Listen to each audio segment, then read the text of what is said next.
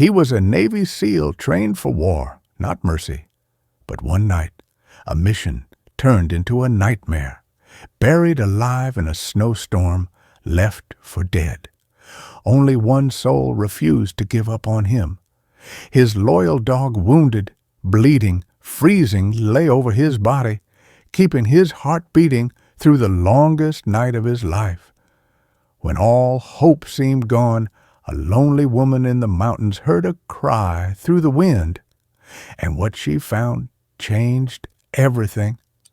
Before we begin, tell us where you're watching from, and subscribe for more stories of faith, courage, and the miracles God hides in the darkest places.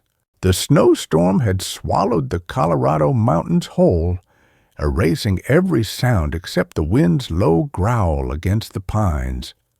Jack Morrison gripped the steering wheel of the tactical vehicle, eyes fixed on the whiteout ahead. The road was a ghostly ribbon beneath the tires, vanishing into darkness. His mission was simple on paper: recon the area near Aspen where intercepted comms hinted at illegal arms activity. But nothing about the silence outside felt simple. The storm was too sudden, too precise, and the radio static that replaced his squad's voices had come at the exact moment he crossed the ridge. He'd been in the Navy long enough to recognize when fate wasn't coincidence. Beside him sat Rex, his German shepherd partner, unmoving except for the faint twitch of his ears. The dog had been restless all day, nose occasionally lifting as if catching something Jack couldn't sense. They had seen too many ambushes to ignore instincts like that. Jack had once joked that Rex was half machine, half prophet. Now, with the blizzard howling, he wasn't sure which half he trusted more. The hum of the engine became hypnotic, and for a moment, the veteran in him let his mind drift back to another mission. The last time he had felt this same creeping unease. Afghanistan. A convoy route through dust instead of snow. A boy with a metal can on the roadside, a flash, a deafening roar, then silence. The memory tightened his chest, his hand twitching unconsciously on the gear shift. He exhaled sharply, forcing it away. Focus. This was Colorado, not Kandahar. No IEDs here. Probably. Then Rex's low growl broke the trance. Jack's gaze snapped to the windshield. Something glinted in the snow ahead, too symmetrical to be nature. His training reacted faster than thought. He slammed the brakes, shouted, "Down!" And the world exploded. The front of the vehicle lifted violently, the sound a thunderclap of metal tearing apart. Heat and pressure slammed into him, and everything went white. Silence followed, long and suffocating. The truck lay twisted on its side, one wheel spinning lazily. Inside, smoke mingled with the smell of gasoline and scorched rubber. Jack's body was a knot of pain. His head pounded, ears ringing, consciousness flickering like a dying bulb. He tried to move, but his left leg refused to answer. Blood trickled down his temple, warm against the freezing air leaking through the shattered window. Somewhere nearby, Rex whimpered. Jack forced his eyes open, searching through the haze. "Rex?" he murmured, but his voice came out as little more than breath. The dog crawled to him, one paw dragging slightly, injured but determined. Rex nudged Jack's chest, whining deep in his throat, then began to pull at the torn strap of Jack's vest.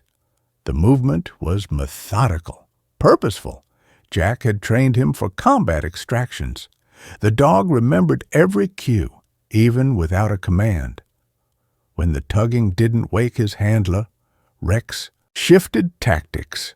He pawed at a loose field jacket nearby, dragging it over Jack's torso, then pressed his body close against him, tail wrapping near his legs to trap the warmth.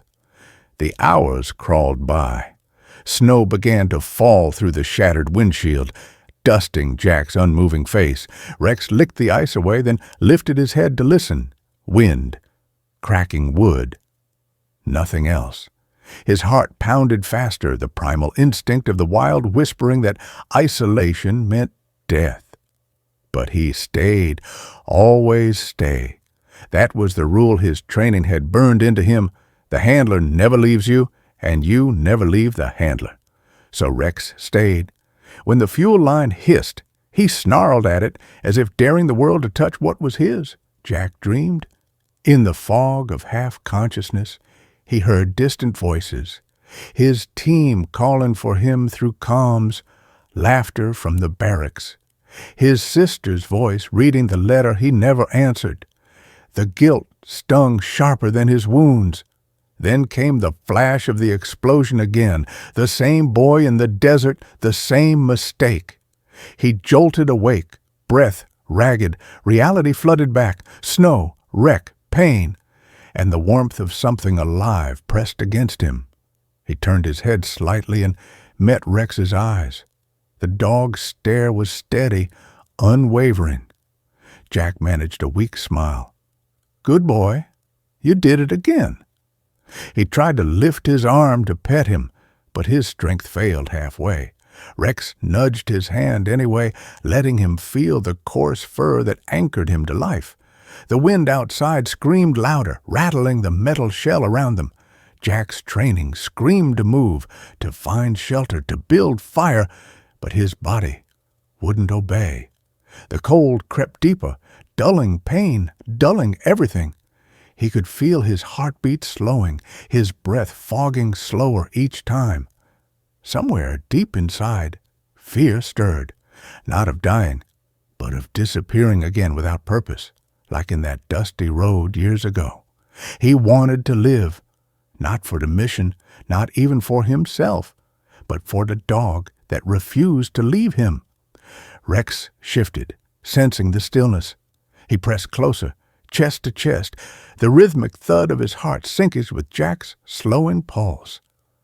Outside, dawn crept reluctantly over the mountains. The blizzard had calmed, leaving a pale, quiet world behind. Tracks led nowhere, no rescue in sight. But when the first light touched the snow through the cracked windshield, it glinted off two unmoving shapes huddled together. One man, one dog, bound by a wordless vow that neither frost nor fear could break. Jack's breathing steadied. Faint, but there. His eyes fluttered once, catching the faint amber of sunrise, and then closed again, not in surrender, but in fragile survival. Rex's ears flicked at the sound of something distant, the faint crunch of footsteps, the promise of another soul in the wilderness. The dog didn't move, only tightened his vigil, guarding his wounded soldier until the world decided to find them. And when that first human voice finally broke through the silence of the forest, soft, uncertain, calling out through the snow, Rex didn't bark. He simply looked up, eyes fierce and alive, as if to say, "He's mine. I kept him alive. Now help him." The storm had passed, but their fight to live had only begun. The storm had passed, leaving the forest wrapped in a still silver silence. Snow hung heavy on the branches, the morning light breaking through like faint whispers of gold.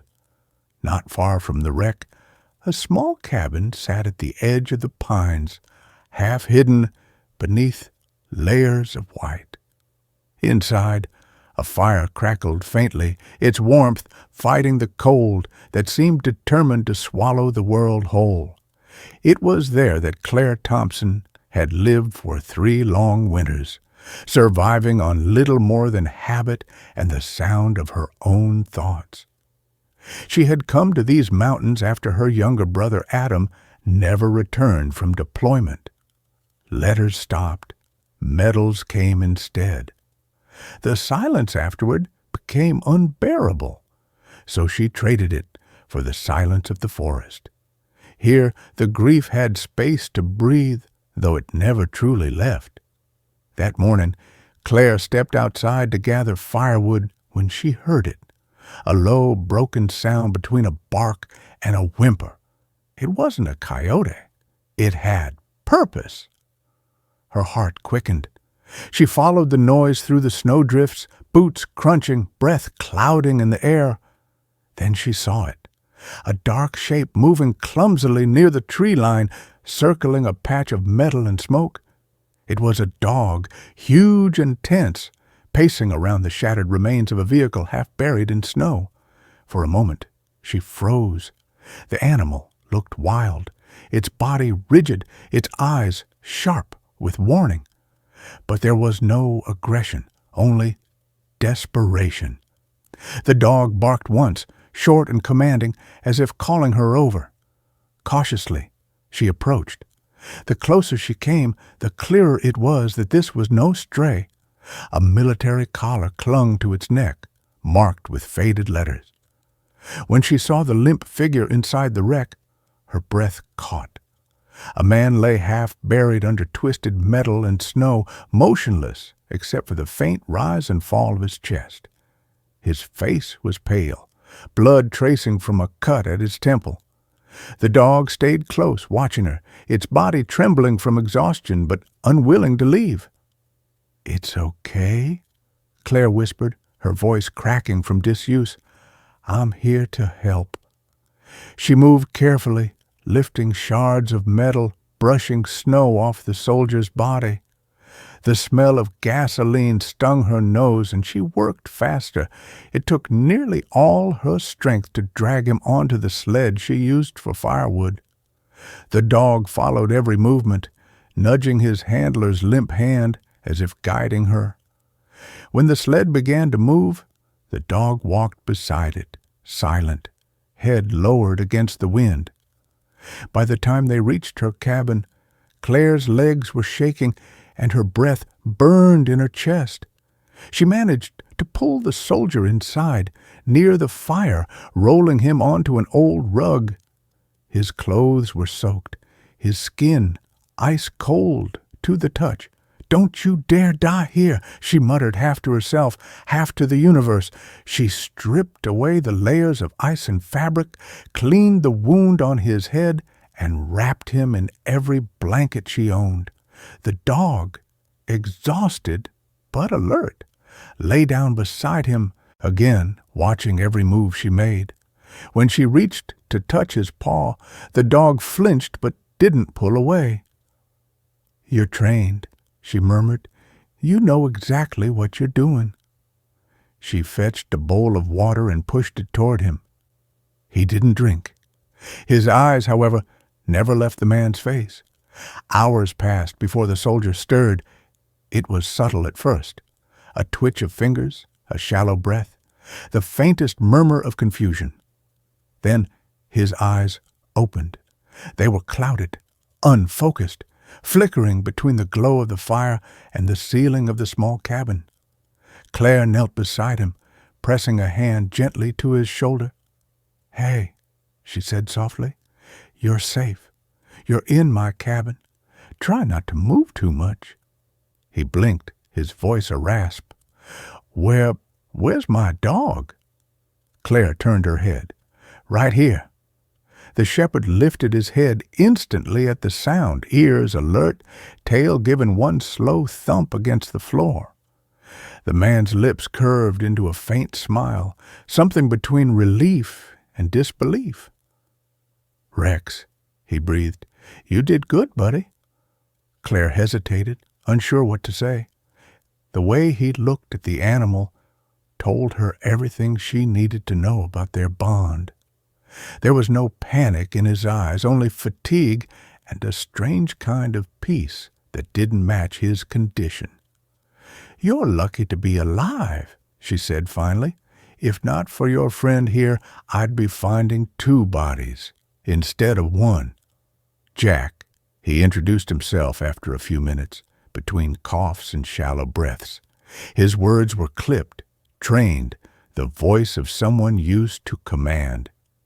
He didn't say much about what happened, only that his team had gone dark after a mission turned wrong. When she asked about the explosion, his expression changed. His jaw tightened, and a shadow passed through his gaze. "It wasn't an accident," he said quietly. "They were waiting for us. That was all." Claire didn't press further. The pain in his voice was heavier than explanation. She only nodded and added more wood to the fire. For a while the only sound was the slow crackle of flames. Then from the corner Rex shifted, finally relaxing his head on his paws. The tension that had filled the room melted a little. That night Claire watched over them both. The storm had ended, but her heart still raced each time the wind brushed the cabin walls. She wasn't used to company, much less soldiers falling out of the sky and into her home. Yet something about the scene before her, the sleeping man, the loyal dog, the faint rhythm of their breathing, felt strangely right, like the house had been waiting for them. Jack woke once more before dawn. He looked disoriented, his body still trembling from the shock. "You saved me," he murmured. Claire smiled faintly, shaking her head. "Your dog saved you. I just helped." He tried to sit up, wincing at the pain. "Then I owe you both." His eyes drifted to the window, where snow still fell, softly. "Where are we?" "Aspen Woods," she answered. "Nearest road's 20 miles. Signal's dead, and supplies come in twice a month if I'm lucky." Jack closed his eyes, thinking. "Then we're off the grid," he said. There was something in his tone, part relief, part calculation. She noticed, but said nothing. Before she could ask what that meant, Rex suddenly lifted his head, ears pricking toward the door. His body went still, nostrils flaring. Jack's entire demeanor changed in an instant, the lethargy gone, the soldier back. "What is it?"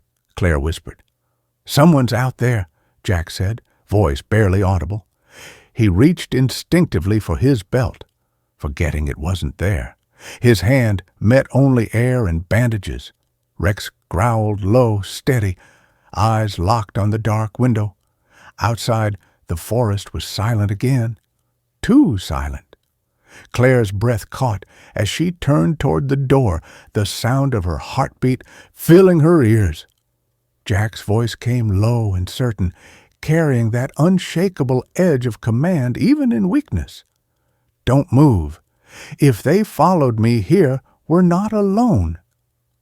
And somewhere beyond the trees, under the weight of the snow, something moved. Morning came pale and heavy with fog, spreading through the trees like breath over glass. The forest around Claire's cabin seemed unchanged, yet to Jack, Morrison's trained eyes, something was different. The silence had weight, and the faint, parallel indentations in the snow outside the door spoke of movement, too measured to be animal, too cautious to be casual. He crouched near the tracks, running a gloved hand across the frozen prints. "2 men," he muttered, "maybe 3. Boots, not snowshoes. They came close, then turned back." Behind him, Rex sniffed the trail, tail rigid, body alert. Claire stood by the doorway, arms folded tightly, watching with unease. "You think they followed you?" she asked. Jack rose slowly, his expression unreadable. "I think they're looking for something, and I'm the only something worth finding out here." Over the next few days, the snowstorm gave way to long stretches of brittle sunlight. Jack's wounds began to close, but the dull ache remained constant. He spent mornings helping Claire chop firewood or repair the generator. In the afternoons, he vanished into the forest with Rex, returning only after dusk, with eyes that had seen too much. He told her little about what he found, only that the woods weren't as empty as they seemed.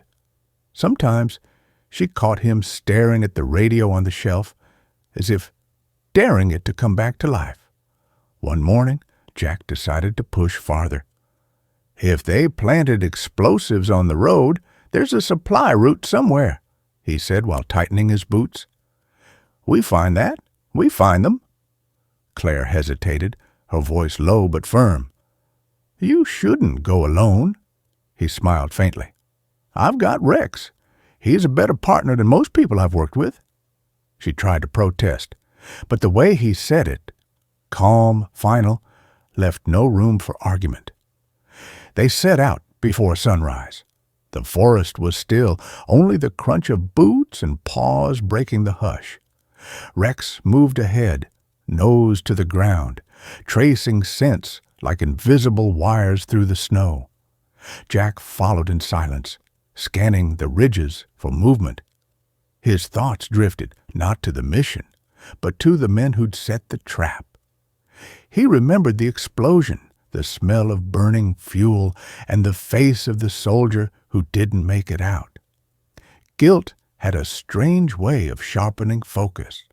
It made him more careful now, more precise.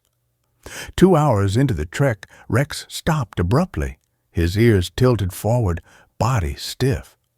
Jack crouched, peering past the brush.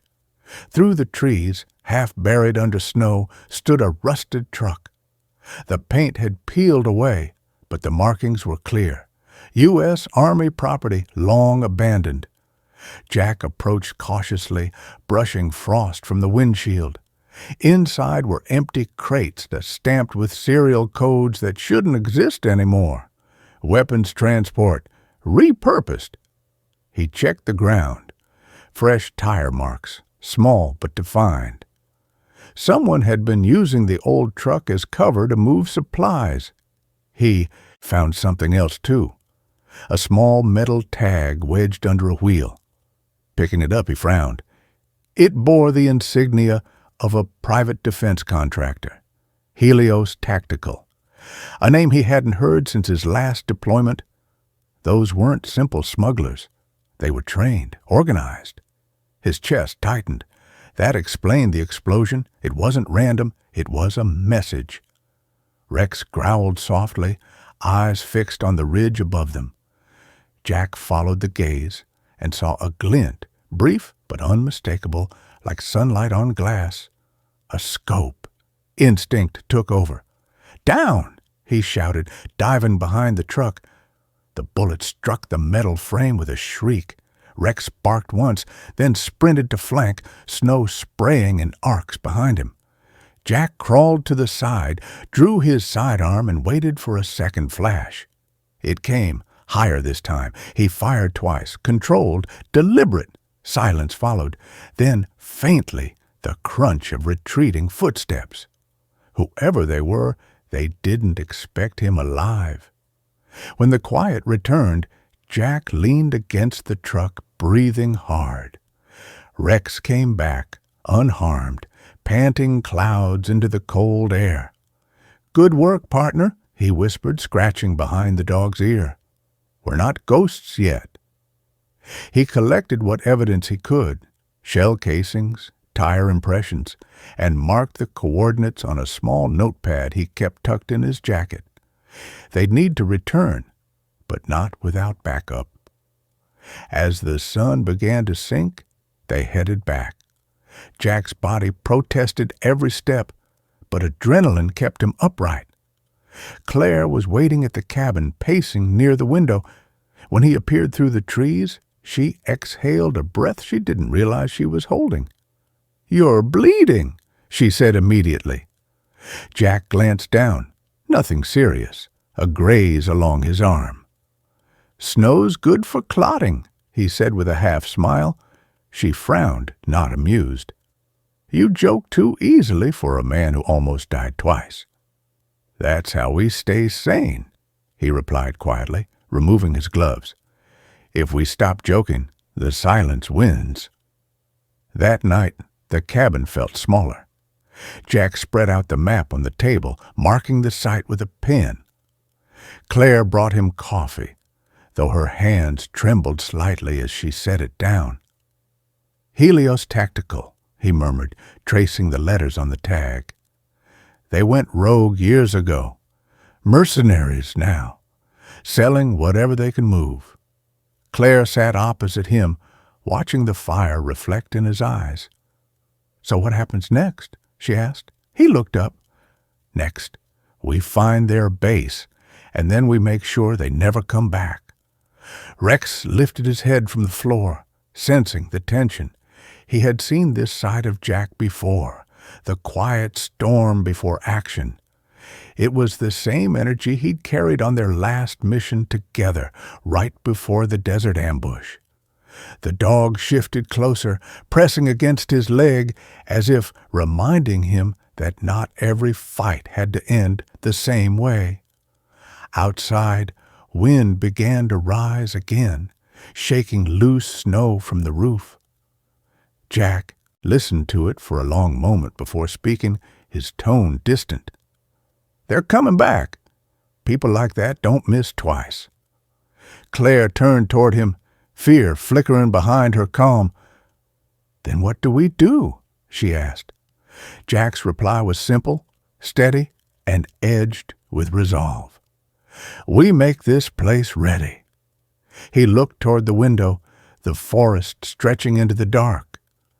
Somewhere beyond those trees, men with rifles and long memories were moving again. And this time, they knew exactly where to find him. Evening settled over the aspen woods with a thin gold light leaking through the trees, the kind that looked peaceful only if you didn't know what waited beyond.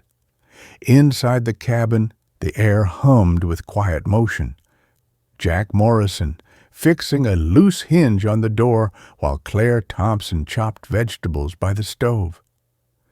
It had been 3 days since the discovery of the Helios tactical insignia, and though the nights had grown calmer, unease still lingered like a shadow clinging to the firelight. Jack had spent each day reinforcing the cabin, boarding windows, setting traps in the snow, testing the old generator that powered the single radio line. Claire watched him move, every motion calculated, precise, as if he had done this 1,000 times before. When she finally spoke, her tone was half amused, half worried. "You're turning my home into a fortress." Jack smiled faintly without looking up. "It's already halfway there, just missing a moat." Rex lay by the hearth, head resting on his paws, eyes following them both. Even in stillness, his body radiated vigilance. Each creak from the forest drew a twitch from his ears. Each gust of wind earned a flick of his tail. Jack trusted that more than any alarm. "He hasn't relaxed once," Claire said softly, glancing at the dog. "He doesn't until I do," Jack answered. The words slipped out naturally like a confession. After dinner, the mood shifted. The cabin filled with a fragile warmth that almost felt normal. Claire poured them both coffee, while Jack sketched a rough map on the table. Routes through the forest, escape paths, blind spots. She leaned closer to look, and he caught her studying him instead. "You're not used to staying still, are you?" she said. "Stillness gets people killed," he replied, then paused, realizing how grim it sounded. "But," he added with a crooked grin, "coffee helps." She rolled her eyes. "You military types and your caffeine bravado." He pretended offense. "That's tactical energy, thank you." For the first time since the explosion, Claire laughed. Not the nervous kind, but real, from the chest. The sound startled even her. Jack looked up, caught off guard, then chuckled. "There it is," he said. "Didn't think this place could handle laughter." "Well, don't get used to it," she said, cheeks coloring slightly. "You're only here because you got yourself blown up." "Ah," he said, leaning back, "so you admit it's not my charm keeping me alive." She smirked. "Charm implies effort." Their banter drew something loose inside both of them, a tension unwinding quietly beneath the surface. The danger outside didn't disappear, but it dimmed under the crackling firelight. Jack told her stories. Not war stories exactly, but fragments of human moment buried between missions. The desert mechanic who fixed a Humvee with duct tape and faith. The time his team accidentally captured a goat they thought was carrying explosives. Claire laughed until tears stung her eyes. "You're impossible," she said, wiping them away. Jack shrugged. "You'd be surprised what a sense of humor can do in combat. Keeps you from losing the parts that matter." She looked at him, her expression softening. "And what parts are those?" He hesitated, gaze drifting toward the fire. "The parts that still believe there's something left to come home to." Rex lifted his head briefly, watching the two humans with a calm he rarely showed. He'd seen his handler like this once before the mission that ended their last team. The man who could still joke, still hope. The dog didn't understand words like healing, but he recognized rhythm, tone, the sound of Jack's voice when it remembered warmth instead of orders. It made him relax just a little. Later that night, Jack helped Claire fix a leak in the roof. She handed him tools while he balanced on the chair, muttering about gravity not being part of SEAL training. "Oh, really?" she said dryly. "And what do they teach you then?" "Mainly how to look heroic while falling," he replied. "You're terrible," she said, trying not to laugh again. "No, terrible would be falling twice. I'm working on my sequel." For a while, they forgot the world outside. The snow kept falling softly, tapping the windows like an old lullaby. Jack finally sat down, rubbing his shoulder, the wound from the ambush still stiff. Claire noticed, reaching for a small jar of salve. "Here," she said, "for the pain." "Is that medical or witchcraft?" "A bit of both." She gently pressed the ointment over the scar, and for a moment neither spoke. The silence wasn't awkward this time. It felt like breathing after a long dive. Jack looked at her then, really looked, and something flickered across his face. Recognition, maybe, of another survivor. "You remind me of my sister," he said quietly. "She used to take care of everyone else before herself." Claire froze, her voice soft.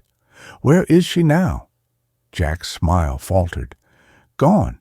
The kind of gone the world doesn't fix." She wanted to apologize, but his tone wasn't bitter. It was acceptance, a weary peace carved from loss. "I'm sorry," she said anyway. He shook his head. "Don't be. You gave me something she always wanted me to have. A quiet night." The clock ticked past midnight. Claire dozed on the couch, Rex sleeping near her feet. Jack remained awake, staring at the fire.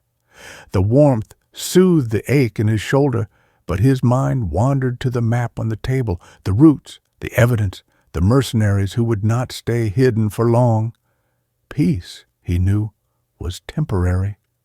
He leaned back, closing his eyes, whispering almost to himself, "Tomorrow we start again." But tomorrow would not wait politely. Somewhere beyond the tree line, faint red dots flickered against the snow, infrared markers moving in, coordinated lines. A radio crackled softly in unseen hands. The forest, once silent, began to stir with footsteps muffled by snow. Inside the cabin, Rex's ears twitched. He lifted his head, silent but alert, staring toward the door. His low growl vibrated through the stillness, pulling Jack from his half-sleep. Jack's eyes opened immediately, instinct cutting through fatigue. "What is it?" he whispered. Rex didn't move, just kept staring at the window. The wind howled once more, but this time it carried something different. a rhythm that didn't belong to nature. Jack rose quietly, reaching for the pistol he'd left by the table.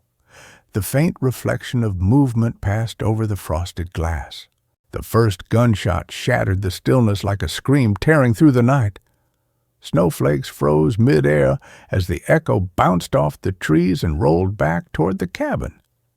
Jack Morrison was already on his feet before the sound died, instinct overriding thought. "Get down!" he barked, pulling Claire toward the floor behind the table. Rex growled low, body pressed against the door, ready. Outside, the faint beams of flashlights cut through the darkness like searchers of doom. Jack's hand found his pistol, the cold metal grounding him. "They're here," he muttered. "Helios." He crawled to the window and peeked through a narrow slit in the boarded frame. Shadows moved between the pines, disciplined, silent, too organized to be scavengers. His mind replayed old training drills, assessing movement patterns, angles of approach. 4, no, 5, he whispered. "One cover in the rear." He turned to Claire. "We have to move to the back room. Stay low." Her face was pale but steady. "What about you?" "I'll buy time." "Jack?" He cut her off with a grim smile. "I'm better at this part." As he spoke, a memory flared years ago in Helmand, when his unit was ambushed in the same silence, his commander bleeding out while he covered the flank. That night ended with fire and ghosts. This one wouldn't. Rex barked once, sharp and deep, then lunged to the window just as the first round hit the outer wall. Splinters exploded across the room. Jack ducked, returning 2 quick shots through the gap. One light outside went dark. "They're probing us," he said through gritted teeth, "testing defense lines." He tossed another clip into his pocket and glanced at Claire. "There's a crawl space under the pantry. Get in, stay quiet." She hesitated, shaking her head. "I'm not leaving you." "You'll slow me down," he said, but his tone softened. "Please, Claire, I need to know you're safe." She finally obeyed, crawling toward the small wooden hatch. Before closing it, she grabbed his sleeve. "Don't die being a hero," she whispered. He smirked faintly. "Heroes die loud. I'm aiming for subtle." Then he turned away. The attack intensified. Bullets chewed through wood, glass shattered, smoke began to fill the air. Jack moved like a shadow between corners, every motion deliberate, trained, controlled. He fired 3 more times, hitting shapes he couldn't fully see but felt through instinct. Rex darted alongside him quick as thought, his growls blending with the gunfire. One mercenary broke through the side door. Jack pivoted, slammed him down with brutal efficiency, and silenced him with the butt of his rifle. The fight had the rhythm of muscle memory: move, shoot, breathe, think. Then the flashbang came. The explosion of light and sound threw him backward. His ears rang, his balance gone. Through the haze, he saw Rex charging another intruder near the doorway. The mercenary. "Fired!" Rex yelped, but didn't stop, tackling the man to the ground. Jack, half blind, forced himself up and fired again. Silence returned, thick and deadly. The only sounds were the hiss of the broken lamp and the ragged breaths from man and dog. "Rex," he gasped, crawling toward him. The dog limped, blood staining the snow by the threshold, but his eyes were steady, refusing to fall. Jack pressed a hand to his neck, whispering, "Stay with me, buddy. We're not done." From outside came a voice, deep, cold, confident. "Morrison, you were supposed to stay dead." Jack froze. He knew that voice. "Collins," he muttered. The name tasted like rust. Captain Eric Collins, former SEAL and one-time teammate, presumed killed in action 3 years ago, but here he was, alive and leading the enemy. You joined Helios? Jack shouted back. You always did follow money better than orders. Collins laughed, the sound echoing across the trees. You left me to die, Jack. Now I'm just returning the favor. Rage and disbelief clashed in Jack's chest. Memories flickered. Collins lying under rubble, the team forced to retreat as air support closed in. He had mourned the man. Now he realized what had really survived under that rubble wasn't flesh. It was resentment. You don't have to do this, Jack called, voice steady but burning. There's still a way out. For you, maybe, Collins replied. For me, it's too late. The next barrage hit harder, grenades thudding against the walls. Jack dragged Rex to cover and crawled toward the radio Claire had repaired days earlier. Miraculously, it still functioned. He switched frequencies, tuning into a secure SEAL channel. Static. Then a faint voice. Echo team, do you copy? Jack nearly exhaled in relief. This is Morrison, Echo 1-5. Engaged by Helios operatives. Coordinates. He rattled them off, voice taut. We need extraction and heavy response. Copy that, Morrison, came the reply. Hold position. ETA 30 minutes. 30 minutes. It might as well have been a lifetime. He reloaded, blood running down his arm, and moved back toward the main room. You hear that, Rex? He whispered. Reinforcements. Just hang in there. The dog nudged his boot, tail thumping weakly once. Claire emerged from hiding, trembling but unhurt. They're leaving? No, Jack said, shaking his head. They're regrouping. It's not over. She noticed his shoulder bleeding badly. You're hurt. Just motivation to finish faster. Even through the pain, he smiled at her. Remind me to complain about your cooking later. You're insufferable, she said, voice breaking between anger and fear. That's my charm. Then came the silence again, the kind that made the world hold its breath. Jack knew what came next, the final push. He looked at Claire, then Rex. When I say run, you run to the east tree line. The SEAL team will come from there. And you? She asked. I'll be right behind you, he lied, knowing full well he wouldn't. The assault erupted all at once, explosions tearing through the snow, flashes of light painting the forest red and white. Jack fought with everything he had, every shot an act of defiance, every breath a refusal to give in. Rex stood beside him, unyielding even as his body faltered. Claire's scream echoed when she saw Jack fall to one knee, blood staining the wooden floor. Go! He shouted. Now! She hesitated only a second before grabbing Rex's collar and running through the back door into the blizzard.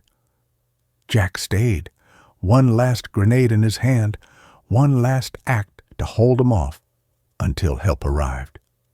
The explosion that followed lit the night, brighter than the dawn.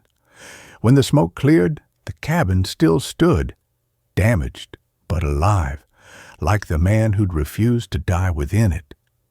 Jack lay against the wall, half conscious, the radio crackling faintly beside him. Outside, distant rotor blades began to cut through the wind. He smiled weakly, whispering into the static, Echo team, you better hurry. And somewhere beyond the ridge, Collins watched from the shadows, unharmed, retreating into the forest with a look that promised the war between them was far from over. The storm had broken hours ago, leaving behind a silence so deep it felt like a wound. Smoke still curled from the wreckage of the cabin, rising into the pale Colorado dawn. Snow, melted by fire, hissed softly as it froze again, sealing the ground like glass. Helicopters thudded in the distance, their rotors scattering ash into the wind. The SEAL rescue team moved in disciplined silence, boots crunching over the icy terrain, scanning for life amid the destruction.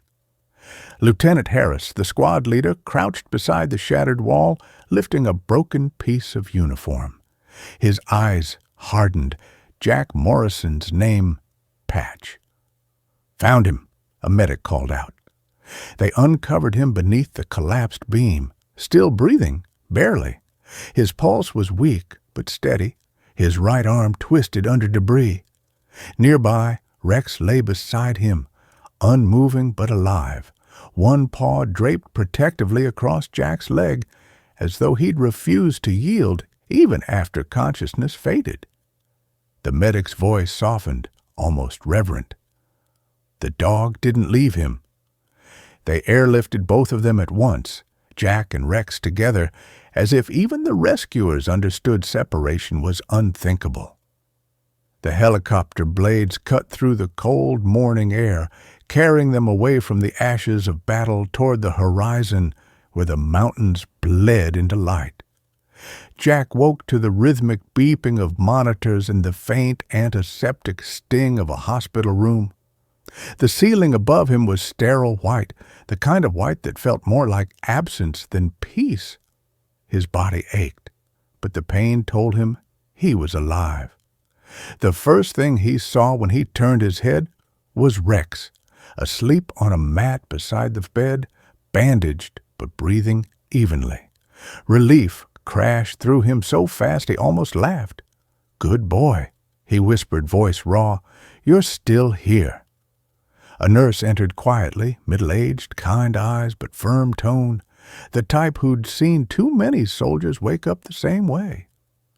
"You're lucky," she said, checking his chart. "Lost a lot of blood, 2 fractures, mild concussion. Most people wouldn't make it through that storm." Jack tried to smile, wincing at the effort. "Most people don't have a partner like mine." She glanced at Rex and nodded. "He's been at your side since they brought you in. Wouldn't let anyone move you till you both were settled."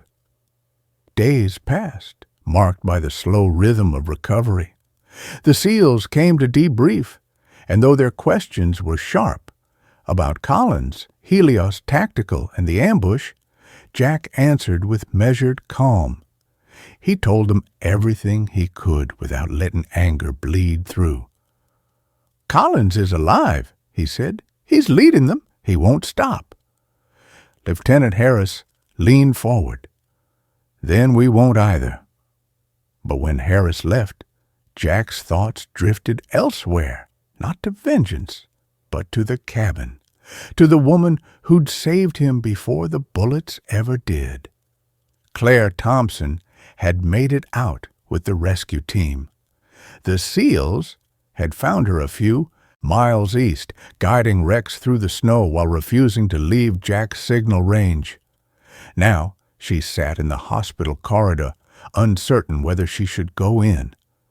The door finally opened, and the nurse gave her a small nod. Inside, Jack was awake, his face pale, but his eyes sharp with recognition. "You made it," he said. Claire let out a shaky laugh. "You sound surprised." "Not surprised," he replied softly. "Grateful." They spoke for hours, the sterile walls fading away as they pieced together what had happened. She told him how she'd dragged Rex out of the fire and found the rescue team by following the smoke and sound of rotors.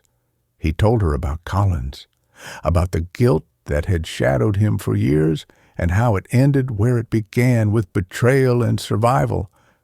Claire listened, her gaze steady.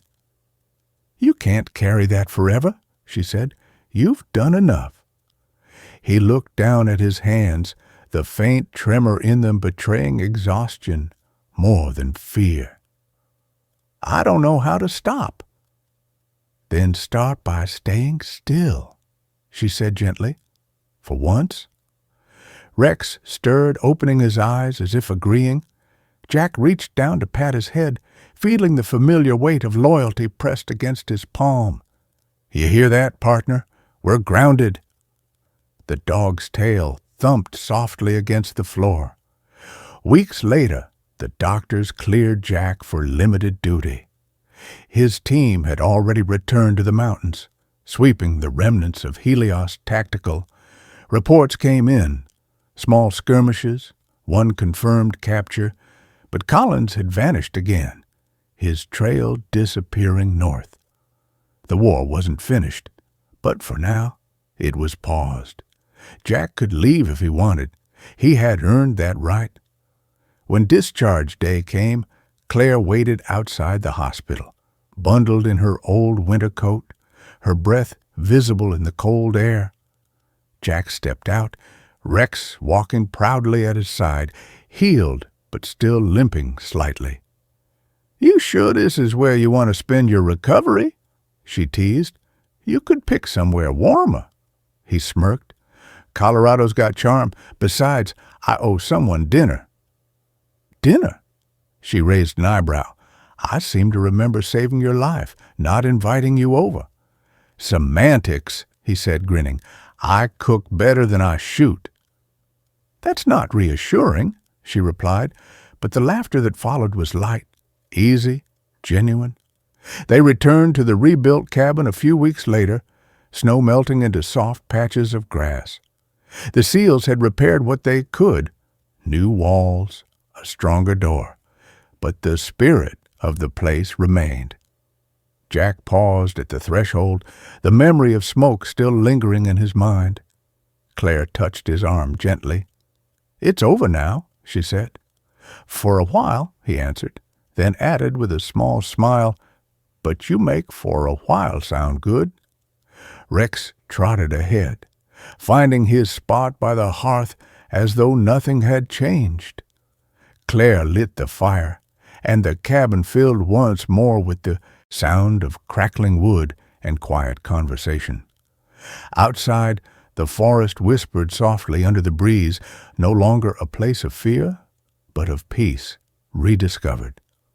Later, as the sun dipped behind the mountains, Jack stood by the window, watching light fade into amber twilight.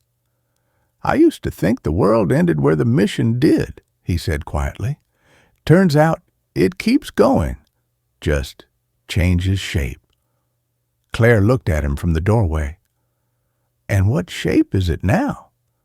He turned to her, a hint of humor beneath the tiredness in his voice. "Smaller, warmer, a lot better smelling." She rolled her eyes. "You're impossible." "Maybe," he said, "but alive." When night came, Rex lifted his head, ears twitching at the sound of distant rotors fading into the horizon. Jack smiled faintly, recognizing the echo. "They're out there," he said. "My team, Collins, the fight." Claire stepped beside him. "You'll go when they call, won't you?" He nodded. "I always do." She didn't argue, just placed her hand over his. "Then promise you'll come back." He squeezed her fingers gently. "SEALs don't break promises," he said, repeating words that had once sounded like duty, but now carried something deeper. Outside, the snow began again, soft and quiet, blanketing the scars of the forest. In the cabin, a soldier, a woman, and a loyal dog sat together, not in triumph, but in peace, hard won. The mission was over, for now. But somewhere beyond the mountains, a new one waited, patient as the dawn. Sometimes miracles don't arrive with thunder or light from the sky. They come quietly, in the middle of a storm. A broken soldier found by a woman who had lost her faith. A wounded dog who refused to leave his master's side. And a night when death came knocking, but life, love, and loyalty stood guard instead. In that frozen silence, something divine happened. Not the kind you see in paintings, but the kind that happens when hearts choose courage over fear and compassion over despair. Maybe that's what God's miracles really look like, not grand, but human, not distant, but within reach. So if you're watching this now, remember, even in your darkest season, God hasn't forgotten you. He sends help in the form of a friend, a kind stranger, or a loyal soul who refuses to give up on you. And just like Jack, Claire, and Rex, maybe your storm isn't the end. Maybe it's the place where grace begins. May God bless you and your family. If this story touched your heart, please share it, leave a comment with your thoughts, and subscribe to the channel, so together we can keep spreading stories of faith, courage, and the quiet miracles that still happen every day. Because where love stands guard, even winter becomes holy.